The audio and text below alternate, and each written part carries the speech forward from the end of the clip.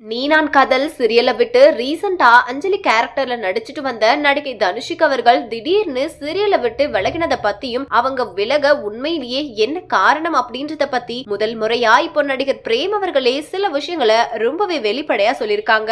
அதை பத்தி தான் நம்ம இப்ப இந்த வீடியோல தெளிவா பார்க்கலாம். சோ இந்த வீடியோவை ஃபுல்லா ஸ்கிப் பண்ணாம பாருங்க. விஜய் டிவில பிரைம் டைம்ல பட்டையை கிளப்பிட்டு வந்துட்டு இருக்க சீரியல் தான் நீ நான் காதல். இந்த சீரியல்ல மெயின் லீடுக்கு மட்டும் இல்லாம சீரியல்ல வர ஒவ்வொரு கேரக்டருக்குமே நிறைய முக்கியத்துவம் இருக்கு. ஏன்னா சீரியலோட கதை அந்த மாதிரி, குறிப்பா அக்கா தங்கச்சி அண்ணன் தம்பி பாசத்தை மையமா வச்சு எடுத்துட்டு வந்துட்டு இருக்காங்க. இதுல அஞ்சலி கேரக்டர்ல நடிச்சிட்டு வந்த நடிகை தனுஷிக் அவர்கள் சில தவிர்க்க முடியாத பர்சனல் ப்ராப்ளம்னால சீரியலை விட்டு விலகிறேன் அப்படின்ற மாதிரி சொல்லியிருந்தாங்க. இந்த நிலையில இப்போ இத பத்தி இந்த சீரியலோட மெயின் ஹீரோவான நடிகை பிரேம் அவர்கள் நீ நான் காதல் சீரியல்ல நிறைய பேர் நடிச்சிட்டு வராங்க.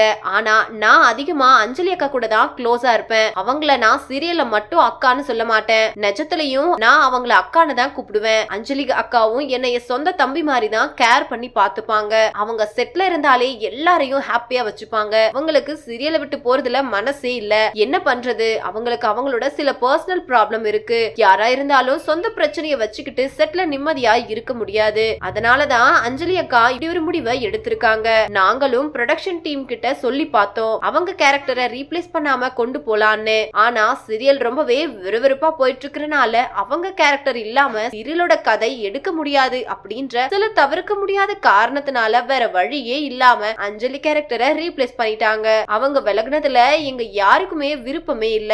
எனக்கு உண்மையிலேயே ரொம்ப கஷ்டமா இருக்கு. அவங்களுக்கு நடந்த மாதிரி வேற யாருக்குமே நடக்கவே கூடாது. அவங்க ரொம்ப பாவம். சீக்கிரமே அவங்க ப்ராப்ளம் எல்லாம் சரியாகி அவங்க நல்லா இருக்க கடவுள்கிட்ட ப்ரே பண்ணிக்கிறேன் அப்படின்னு ரொம்பவே வெளிப்படையா சொல்லி முடிச்சிருக்காரு.